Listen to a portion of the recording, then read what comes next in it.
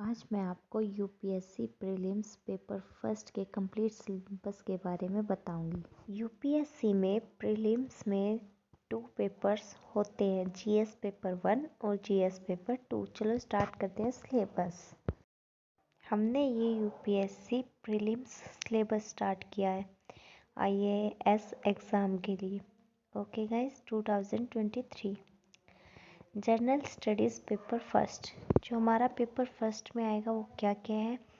यह है current events, history of India and Indian national movement. Third है Indian and world geography. Fourth है Indian polity and governance. Fifth है economic and social development. Sixth है environmental ecology और ये है क्लाइमेट चेंज। ओके, और सेवेंथ है general science. Okay guys, ये हमारा है फर्स्ट पेपर। इन सारे सब्जेक्ट्स की हमें तैयारी करनी है और जो इन सब्जेक्ट्स के टॉपिक हैं वो भी मैं आपको आज बताऊंगी कि आपको इन सब्जेक्ट्स में से कौन कौन से टॉपिक पढ़ने हैं और आप कैसे इसकी तैयारी कर सकते हैं। पहले मैं आपको फर्स्ट पेपर के बारे में कंप्लीटली बताऊंगी और उसके बाद मैं आपको सेकंड पेपर के बारे में बताऊंगी। ये प्रीलिम्स के ही हैं, दोनों पेपर प्रीलिम्स के हैं। फर्स्ट है इसमें current events of national and international importance और इसमें टुडेज इम्पोर्टेंट न्यूज़। सेकंड इसमें मंथली करंट अफेयर्स 100% पढ़नी ही पढ़नी है। इसमें से क्वेश्चंस आते ही आते हैं, आगे मैं आपको बताती हूँ इसके बारे में। फर्स्ट है इसमें Indian national movement and Indian history. इस सेक्शन से लगभग 10-12 क्वेश्चंस आते हैं, हर वर्ष पूछे जाते हैं, यानी कि हर साल पूछे जाते हैं। इस सब्जेक्ट के 2 पार्ट्स हैं।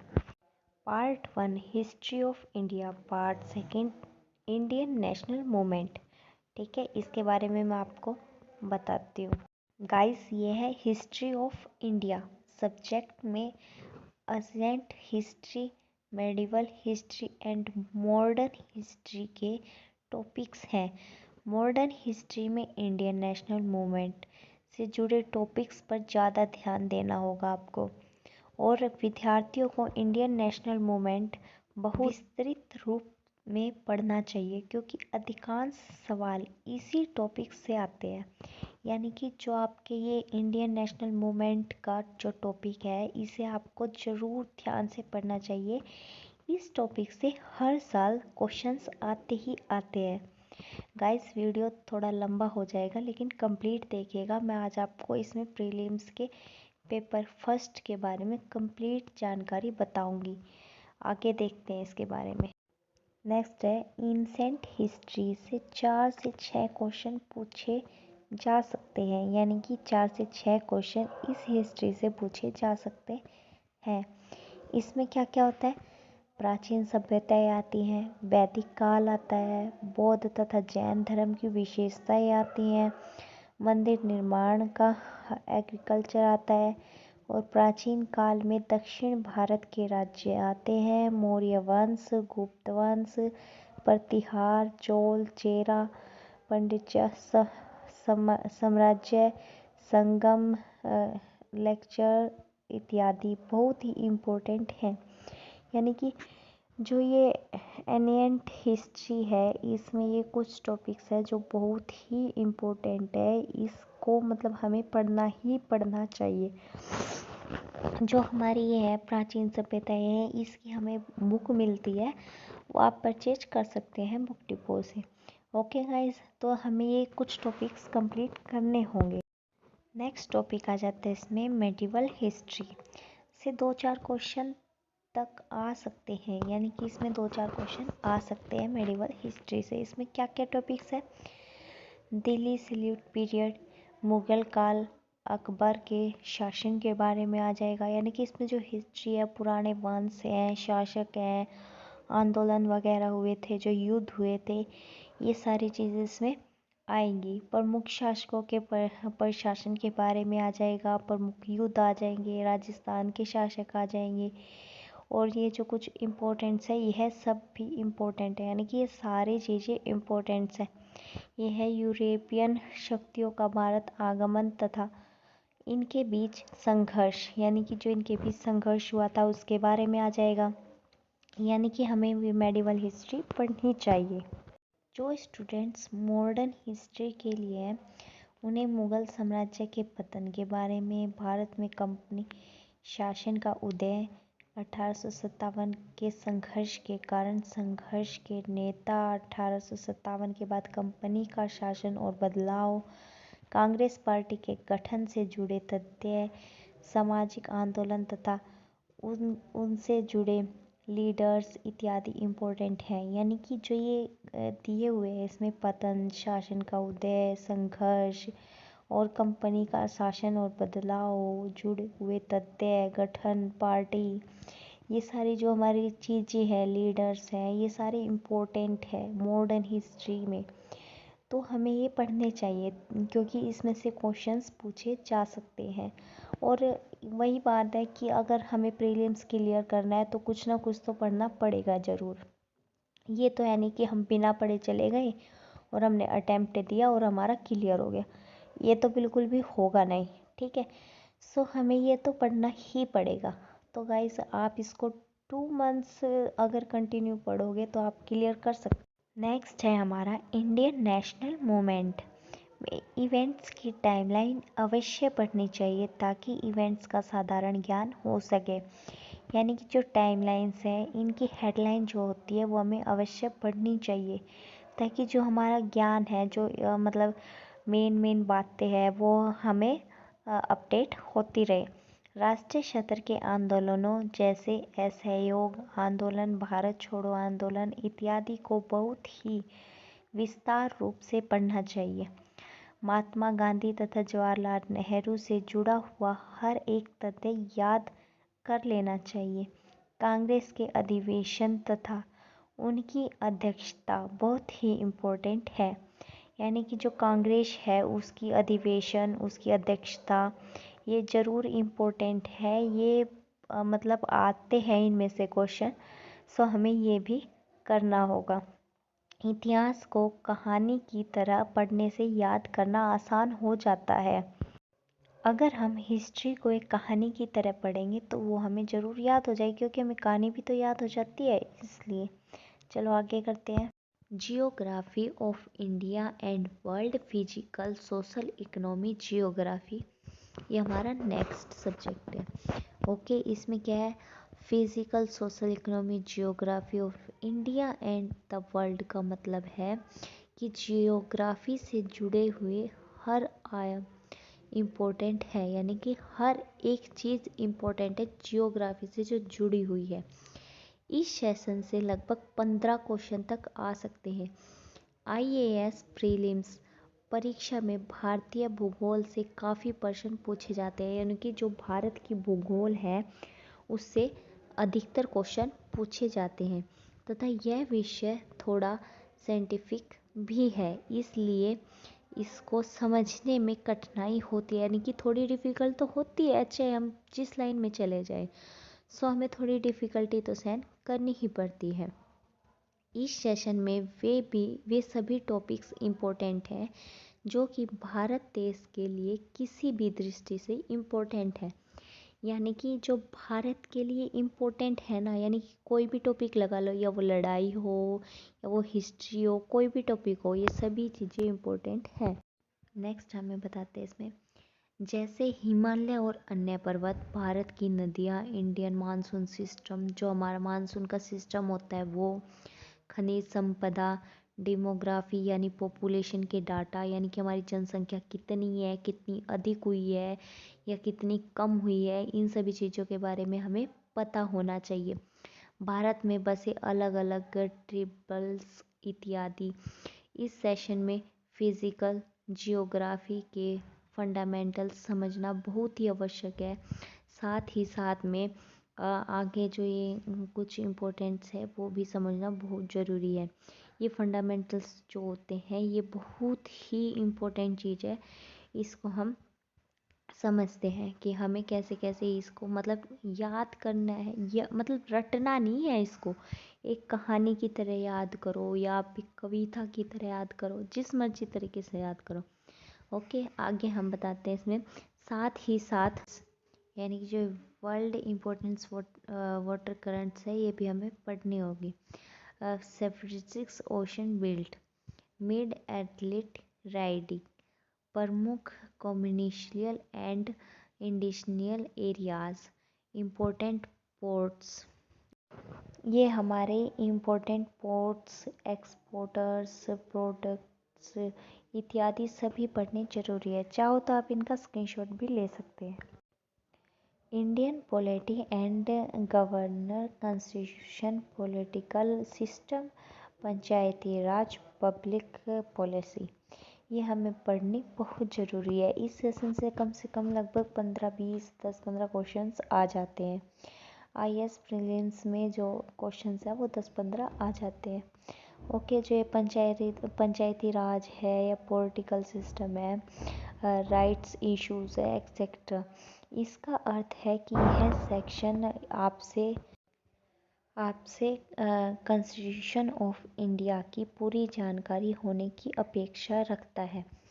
यानी कि जो ये है ये पूरी जानकारी होनी चाहिए। इसके अलावा संविधान कैसे कार्य करता है, कानून कैसे बनते हैं, देश कैसे चलता है, सरकार कैसे काम करती है, केंद्र तथा राज्य सरकार संबंध इत्यादि टॉपिक्स भी हैं।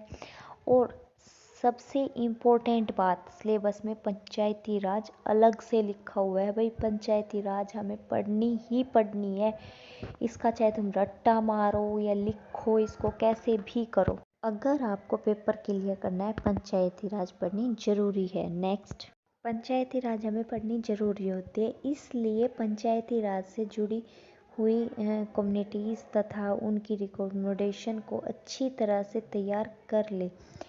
इससे जुड़े संविधान अनुच्छेद को भी अच्छी तरह से तैयार करें।